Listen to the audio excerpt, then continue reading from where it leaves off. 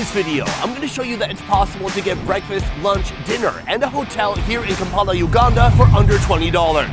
Also, driving around with a cell phone like this is a terrible idea. Now, I know what you're thinking. You're thinking the average salary here in Kampala is only $200 a month, so this challenge is going to be easy. Well, guess what? You're wrong. For tourists coming to many parts of Africa, prices for lodging and transportation can be very expensive. And that's not even counting when you get charged double for being Mzungu, or a white guy. So can I live like a king for under $20? And what does a hotel look like that costs only $4? Let's go find out. Hello there. All right, folks, we have rolled up to our first location, breakfast. This place is known as Byona Burungi Take Awai. It is a local name, but really all you need to know is that here, they're serving breakfast. Now, what does breakfast look like here? All shades of golden brown. Oh yeah, that's how you know it's the good stuff. Right now, we're gonna step into the kitchen and see how they're made. Let's get to it. Right now, I'm with the manager of this breakfast establishment. Today, we're gonna be making a dish called kabalagaga. Kabalagaga. Kabalagala. Yes, kabalaga. There's no way that's real, right? In English, we would call it a pancake. Right now, he's gonna show us the recipe. Let's get into it. Step one begins with all these little bananas right here. One by one, he peels the bananas and puts them into this big green bowl. That is step one of the kabalagaga making process. And just like that, all of our bananas are peeled. The next step is to mash the bananas for the kabalagaga. Oh, it's starting to look nice and goopy. Now it is time for our next ingredient. It is called carbonate of soda. So I'm told the purpose of this one is to make the pancake very soft. Already you can see the difference in the texture here of the banana. It is much more soft and velvety, but I've never heard of soda of carbonate. Now, baking soda is a different thing. That is sodium bicarbonate. That is mildly alkaline. This is a much stronger alkaline. It's usually called washing soda, but it's not usually used in baking because it can be too caustic or irritating. What? That's what we're eating? Can I eat sodium carbonate? No, it's not food grade. It can be caustic. What is going on? Is this a misunderstanding? Where's the packaging? Oh, it's bicarbonate. It is baking soda. Oh my God. I didn't know it was bi. Oh my God, like every girl I dated in college. The next step is to dump in some cassava flour. From here, it's time to really get in there with your hands. Already you can see the flour is making it super thick. It's turning into a nice floury banana dough.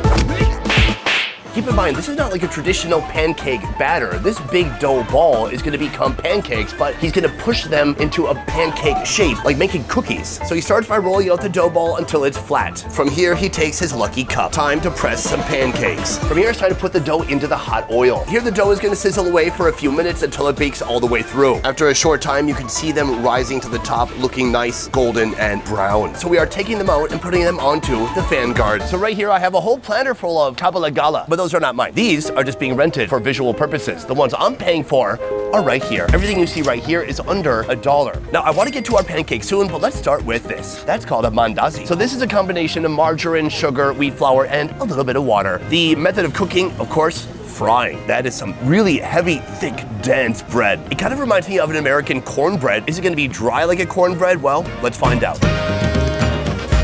Not as dry as cornbread, but a little bit dry. The crunchy bits on the outside right here, that's the best part. Otherwise, I think this would pair well with butter, jam, Nutella. It's not bad. Now, I would like to point out that behind me there is a butcher shop, and there's some strips of animal protein just hanging there. You don't get that at your average American diner, do you?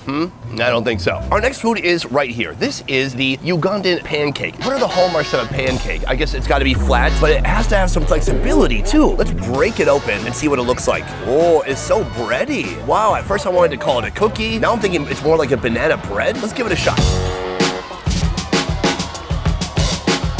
That's good. I'm amazed at how springy it is. All the fried little edges, that's the best part, and the best for you too.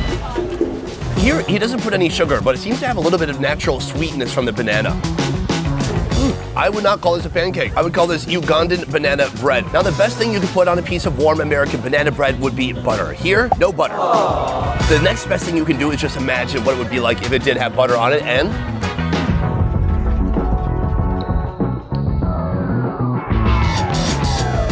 That's nice. This is a great way to start your day, and this is just the beginning of our day. From here, we're gonna head to a market because there's no better way to learn about a new country than by going to the market. But this market has something special inside, a snack you have never seen before. Let's move. Boom! Welcome to Rayleigh Market. Now, this market is special not because it is the biggest market, but it's a super local market. If you want to get a good feel for Uganda, you gotta come to a place like this. My goal here is to find a delicious snack, but in the meantime, I want to get a glimpse of what people are eating, what they're buying and selling, and I'm even told that folks here have a local market movie theater. What does that look like? Is it IMAX or is it IMIN?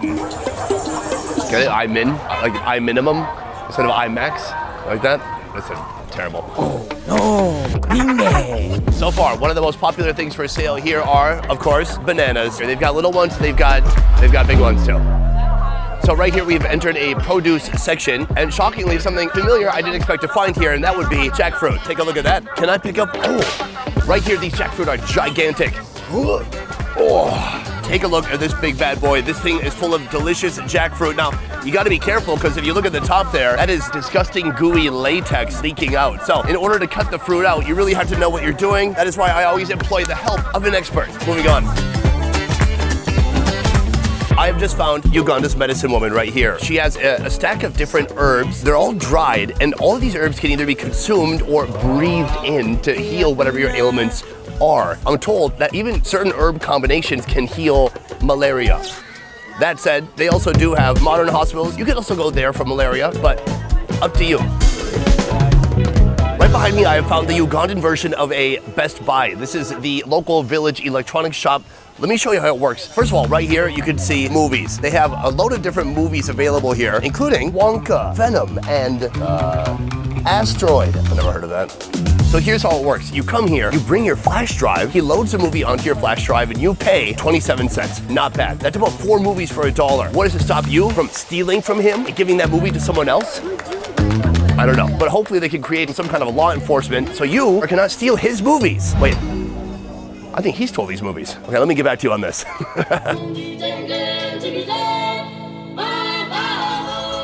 I'm told these little guys want to show me something. All right. Right here we have the inside of a refrigerator door and a rope. Put it together. It's a toy. Oh, he fell off already. Hop on. Are you ready? I got a lot more horsepower than your little friend. Okay, here we go.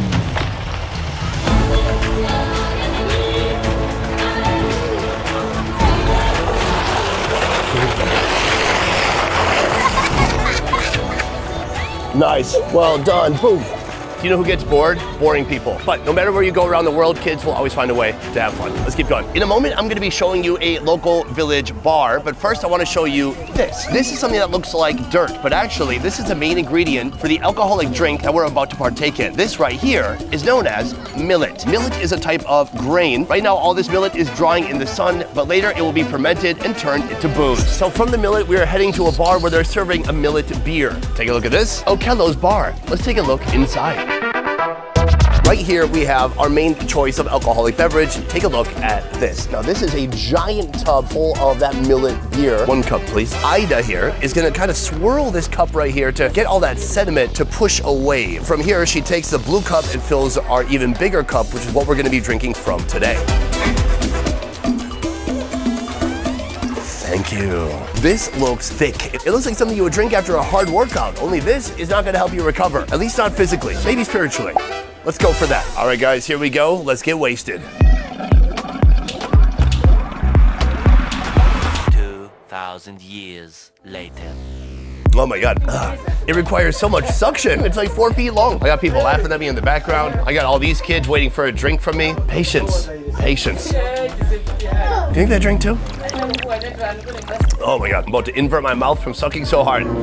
The taste, it is a little vinegary. It tastes fermented. That's about it. Although tart, it leaves your mouth dry, like a dry wine. I'm tasting some fine tannins. Very full of tannins and dregs. It's mainly dregs. I've tried my best to drink. You can't even tell any's gone from the cup. That's how they get you. It takes 2 hours to drink 1 drink. In the meantime, bar food. Can I get some mozzarella sticks, please? No mozzarella sticks? All right. Now, here's what I've learned. To make it easier to drink, they put hot water in there, they blend it with the beer, and then it goes down nice and smooth. But then you have to drink way more to get a decent buzz. Speaking of buzz, I am feeling good. I think it is time we make our way to the local movie theater. Let's go. So, Obviously, it's very dim inside because it's a movie theater. Right here, they have these super high chairs so you can see over the heads of the people in front of you. And then as you go down, it's just row after row after row of seating. So right now, there's a couple things they're watching. They have soccer over here and a movie over here. Can I tell you the best part? The movie, it has Ugandan subtitles, but the timing is all completely off. It's hilarious.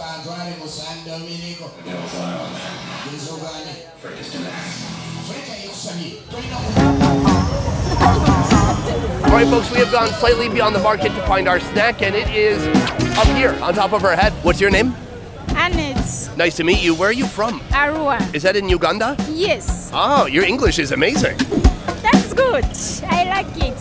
Cool. So these are balls, and now you guys know I love balls and I love nuts. And this, it's a 2-in-1, baby. It's nuts and balls. Okay, she's putting down the balls. She reaches inside. She closes the lid. She throws that down. She reaches inside her little bag. She grabs the scissors. I'm pretty sure the whole time she was just looking for her scissors. Here we're gonna peel off the plastic, and that is what we're after right there. To be honest, I have no idea what this is. I know it's fully coated with a sesame seed, but I have no idea what's on the inside. I'm gonna take a bite of this right now, and I'm gonna show you the half that I did not bite. Cheers. You're never gonna believe this. On the outside, it's sesame seeds. On the inside, it's more sesame seeds. It's so many sesame seeds. I thought for sure it's gonna be like kind of a cookie or have some kind of a cream filling. No, instead the whole thing is made out of sesame seeds. So it's basically a sugary syrup and sesame seeds. Very simple, straightforward recipe.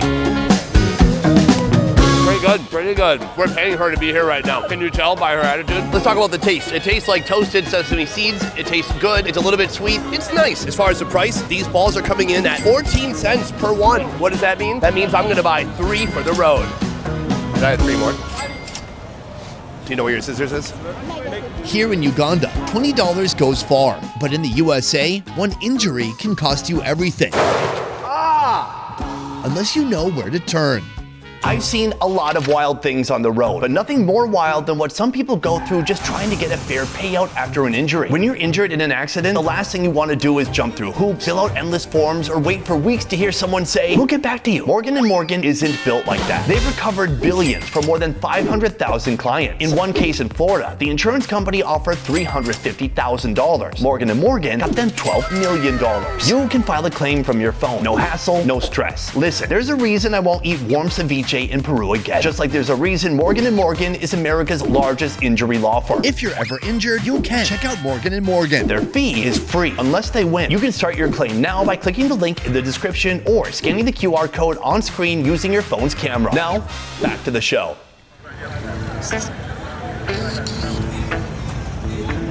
And just like that, we have come to our lunch location right behind me. This place is wild because of where it's located. There's a building right here, and if you look to this side, there's a building over there. But jammed between these two buildings, they have put a restaurant somehow. So in this narrow alleyway here, you are gonna see kitchens, you're gonna see benches, tables, people preparing food all over the place. We're gonna go inside now, and I'm gonna show it to you. As you enter, you will see the lobby. Here is where you wait to be seated. No, actually, I don't know. You just sit wherever you can when you're here. Oh, jeez, it's so packed. All right, right here is the first dining room you will find, and here are some of the food options. As you walk through, there's almost no room to move, but there is food, there's people, there's action everywhere. We are here for something special. So do you remember that millet from earlier that we were using to get drunk? Well, it turns out you can eat it too, and you'll find it right here. This woman right now is making something known as millet bread. She's using a load of millet flour, mixing it with water, and then turning it and turning it and turning it until it turns that final millet bread kind of shape. And that's what's gonna be our carbohydrate for today's lunch. To me, as I look at this, it looks very easy. I feel like anybody could do this with absolutely no experience. So let's give it a shot. Ma'am, can I try? Mzungu? How about some Mzungu magic? Essentially, here's what I've got. A giant wooden paddle, flour, and then this thick-ass dough. It's so thick. Son of a bitch. What if I did blender style, huh? No? Okay. Every time I put it in and take it out, it's so dense. It feels so pointless. It's not changing at all. Please. Okay, thank you. That was fun to try. It's always good to get humbled while in Africa. So after this carbohydrate is done, it's gonna be ready to pair with our main course. All right, folks, right now I'm with Harriet, and this is Harriet's kitchen. So right here we have goat offals. This is goat meat. This one? This one's the okra. Oh, I bet that's nice and slimy. I'm definitely gonna get that one. And then this one here? With me. Okay, so goat, goat, goat. What's this? Today I'm gonna be getting some goat offals along with some okra along with that millet bread. Step one, she puts the goat offals into a bowl. So she's gonna mix those offals with some goat meat. Oh, mixed? I should mix it? Yeah. I don't know if this is normal or not, but let's see what happens. What a messy combination, but it does look good. This is one of the most unusual lunch locations I've ever been to in my life. I'm on a hill, but this table is not built for the hill. I have to literally put cardboard under my soup so the soup doesn't fall out of the bowl. This is the walkway right here. Hello, how you doing? Where are you headed? How are you? Good? Yeah. Just eating some food. Thank you. Okay, no problem. Ugh, awkward. She thought I was offering her food. Thank God she said she was full. Let's talk about what we have today. Before we get into the goat, I want to try this millet out on its own. It looks like brown Play-Doh. Huh. It's somewhat granular. I can like taste some kind of grains inside. I don't know if that's sand. Beyond that, millet is like the wheat toast of African carbohydrates. It's got like a little bit more of a whole grain flavor to it. So that is why people don't eat this alone and they mix and match it with something like this right here. Ooh, it's hot soup. Look at that. We got a little bit of meat. We got all that flavor, okra, fat, and that broth all up on that millet.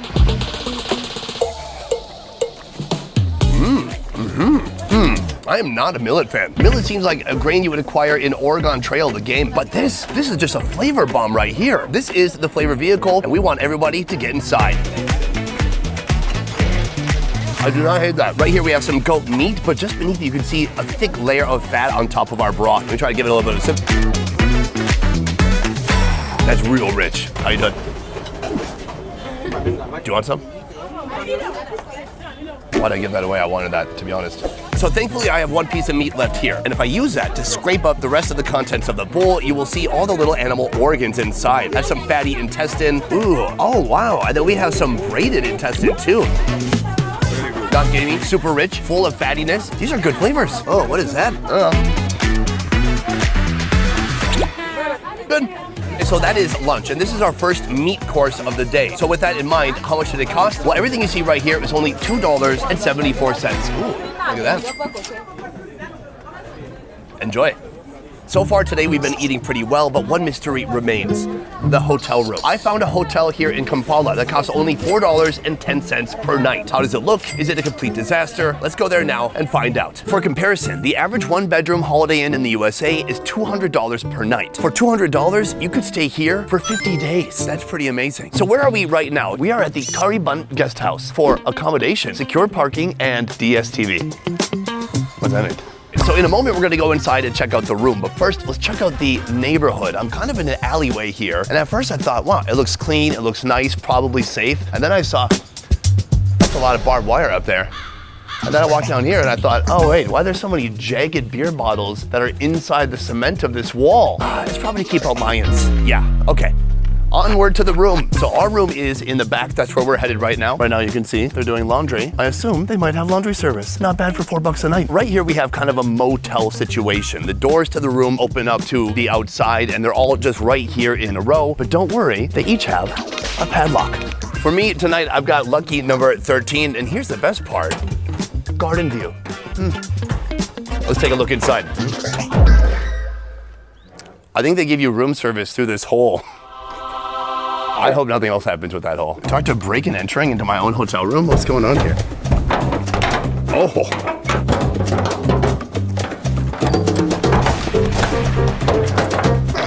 I've heard of escape rooms. This is a breaking and entering room. All right, let's take a look. For $4.10, it's a lot better than I expected. First, right here, shower. The next amenity right here, hanger. Right here, you can hang up to 7 shirts. Not bad. The best part right here is the bed. This is where I get to lay down my weary head for tonight. They've got a pillow. Oof. That has seen some heads. Oh, this one looks cleaner. We have a pillow. We have 0 blankets, though I do think you can ask for one. And then this right here, very crucial, a mosquito net, so you don't get malaria. Over here, we have a small table. What I like about this, right next to the outlet, you can charge your phone here, and your phone can sit there. Here they have a posted announcement. It says, be careful of the person you've come with. He or she might steal your profitable items like money, phones, laptop, bag, shoes, watch. Therefore, we advise you to hand over your items to management of this place for safety. Thank you, management. What's going on? I can only assume they're talking about prostitutes. If you're a prostitute coming to a place like this, it's like a new rock bottom. We shouldn't input that in the video, just my thoughts. There's one more amenity. Take a look at this. Look up. Boom, mood lighting, it's blue. It's like they're dying to have you bring someone here. I would say perhaps my favorite part about this place would be the view. I mean, take a look at that. There you go. Yeah, there you go. Let me tell you something, no one's getting through that. So that is the room, but you may have noticed that there is one very important amenity missing, and that would be the toilet. So each of these rooms has 1 or 2 people staying inside, but all of those people are sharing this one bathroom right over here. Let's go take a look. Ooh, very narrow. There are literally some Americans that could not fit in here. This right here would be a shower room. This is where you could take a bucket shower. From there, we have 3 mystery rooms. Oh, that's the toilet. It's a squat pot. It's a lot cleaner than I expected. Squat pots, they can get real dicey. I mean, they can have little, like, how do I say this? Considering it's a squat pot in an outdoor bathroom situation, not bad. The smell, pretty good. So we have 2 more rooms here. Ooh, same. Ooh, that one has a little bit of a elevation. So that is the outdoor bathroom. Honestly, for paying $4.10 a day, it's not that bad. It's clean. What more could you ask for? So this is where I'm literally gonna be spending the night tonight. But before I pack it in, I've got one more meal left in me, dinner. And it's gonna be the most expensive meal we've had all day. Let's move. All right, folks, it is time for the final meal of the day. And right now, I have a lot more budget left over than I thought I would. So that means I'm gonna be ordering up some meat. I said meat in a weird way. Meat. Nothing beats a Jet 2 holiday. Behind me, a little place known as Mugabo, local chicken. What's Mugabo mean? Is that guy's name? Mugabo. Not his name, that's for sure. Jerry, Chris, Steve, Charlie, John, what's your name? My name is Besta Akim. That close. That was gonna be 2 or 3 more names, I would have said that. Basically, anywhere you go in Kampala, you're gonna have good fortune if you just follow the smoke. And there is a lot of smoke coming off here. Let's just take a little bit of a tour. The first thing we have right here are delicious goat skewers. Just beyond that, we have the actual chicken. Now, this is what I'm here for. I wanna end the day with chicken. And if I have a little bit of extra money, I'm gonna get a beer as well. The chicken comes in a unique shape. Can I see that? I'm the cook now. Hey, look at me. I'm the cook now. Basically, you get a whole breast and a wing, or you get a whole thigh and a leg. Those are the 2 options. So that's the chicken. Right down here, we have the carbohydrate. This is the green banana, but we'll get back to that soon. Around the corner, we have a little vegetable station. We have chopped up carrots, green peppers, onions, like a little Ugandan pico de gallo. It looks good. Now, in a moment, all these elements are gonna come together to form my dinner. Let's see how it works. All the magic starts over here with a bed of tinfoil. Step number 1, retrieve some green bananas. He expertly peels the bananas and puts them on the tinfoil. Onward to the protein. I have requested the drumstick and the thigh combo, and he hits it with a mean meat cleaver. A couple of chops, and all of that heads over to the tinfoil. From here, he grabs some vegetables from the vegetable station. A combination of green peppers, onions, carrots, and I think habaneros too. Then he hits it with a little bit of salt. Down there, he scoops up some curry, and then he pours that on top, making this a big, wet mess. Now he tries to roll it up like a Chipotle burrito. Will it close? It will. Next, even more tinfoil. And then that beautiful little package heads over here with the others. So here's the magic of this dish. Even though all these elements are cooked, the chicken's already grilled all the way through, they're gonna keep it inside of that tin foil for about 10 to 20 minutes to let all these flavors meld and come together. And we're gonna see that in 20 minutes. So right there is where I'm ordering dinner. But I'm waiting for dinner, and right here is a bar. No video for me, no video. Strategically put your hand up to cover her face. Huh? I would like to have a local Ugandan beer. Bill. Bill? Bill. No, beer. B-E-E-R. There is Bill, She thinks there I'm is trying to Nile. order a Bill. I just want an ice cold beer. Yeah, which brand? I don't know. Do you have Bill? Yeah. Okay, I'll take Nile. Take a look at that right here. Here we have Nile Special Premium Beer. Let's go have a taste. The chicken is finished. It is time to reveal what's inside. So he's opening the tinfoil right now. That is a load of tinfoil. Somehow that is gonna, okay, no, that's how. So he transfers all that to the plate. It's for me. I take, he takes, he takes. Okay, boom. And just like that, dinner is served. So this is our $4 $20 travel video. We've done them so far in Saigon, Mumbai, and Bangkok. And what I like about it is by limiting myself to $20 a day, I'm forced to go to new and interesting places that I might not ordinarily see. Instead of going to a convenient restaurant with a BS menu with 500 items, I'm getting whatever this is. They call it chicken curry, but that name does not tell the full story. I mean, come take a look at what's going on here. We have the chicken, and then we have that magical East African salsa, and then beneath a carby foundation of green bananas. And to wash it all down, my first beer of this trip, Nile Special. Cheers. It's decent. The Nile. Everybody thinks that the Nile is in Egypt, but it actually starts here in Uganda. So Egypt, better watch yourself. Uganda might turn off the faucet. Let's get down to business. Right here we have a foundation made of delicious green bananas. Starchy, yellow, steamy, and hot. Look. It tastes very smoky. Then they have the flavor from the chicken washing around in there too. Like all these elements were tightly compressed under like 15 layers of tinfoil, like a little mini pressure cooker just full of flavor. On this side, we have some of that magical Ugandan pico de gallo. That's good. Yeah, I thought it would be more spicy, but that's not too bad. What I've witnessed so far is with Ugandan meats, people aren't just happy to grill the meat or fry the meat and then eat the meat. They always have to do like 10 extra things after that. But somehow all those flavors are coming together and I like it. Ooh, we got a nice drumstick, some dark meat. So what I'm gonna do is peel off some of that chicken and I'm gonna combine that with some of these delicious vegetables, chicken and veggies. A well-balanced meal. Let's throw it back. I don't care where you're from, that's good. And there's no excuse to not eat that, because it's a chicken. Muslims shouldn't care, Hindus shouldn't care, Christians don't care, Jews don't care. Wash it down. But not too much.